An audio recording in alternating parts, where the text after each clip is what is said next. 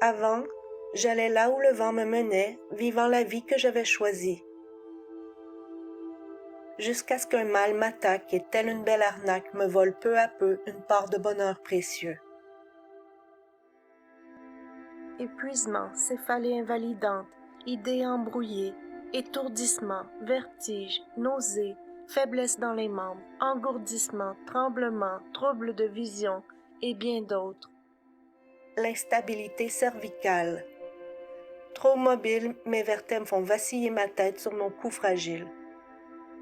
Mes symptômes basculent dans la démesure pour un simple déplacement en voiture, une petite marche ou le fait de me tenir debout. Je dois demeurer allongé pour tout atténuer et porter un collet indésirable des plus inconfortables.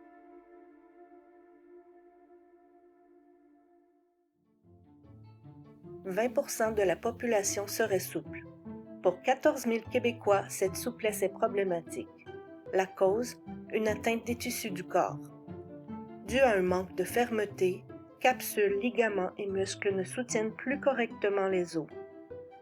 Bien que le risque soit plus élevé pour ces personnes hypermobiles, n'importe qui peut développer une instabilité articulaire suite à une chirurgie, une infection, un accident ou une blessure traumatique.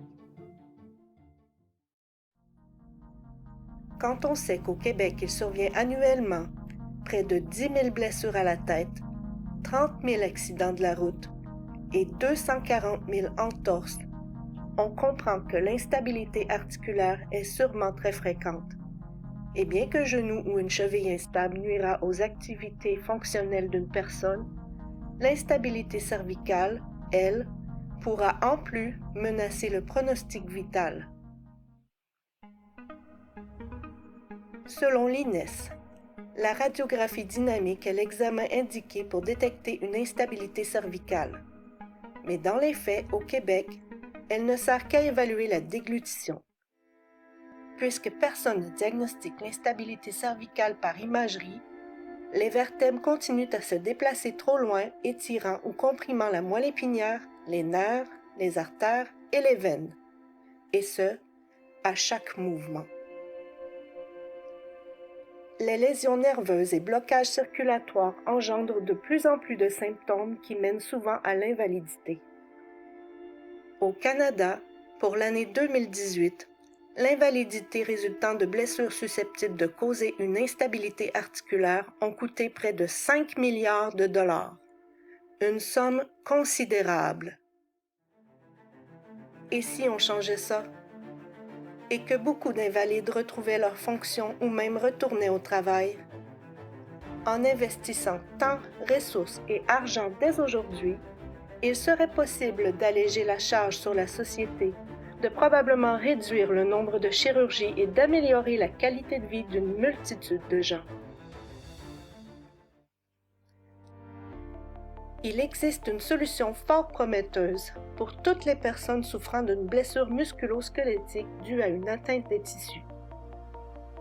Les traitements régénératifs par cellules souches autologues. En 2020, Santé Canada a publié un cadre de réglementation pour ce type de thérapie afin que des essais cliniques puissent s'y conformer. Des essais qui se font encore attendre ici, contrairement à ce qu'on a entrepris aux États-Unis. À la clinique Sentinel Schultz, les médecins se sont conformés à toutes les exigences de la FDA. Ils extraient les cellules souches de la moelle osseuse du patient, puis préparent les injections avec manipulation minimale en milieu hautement stérilisé.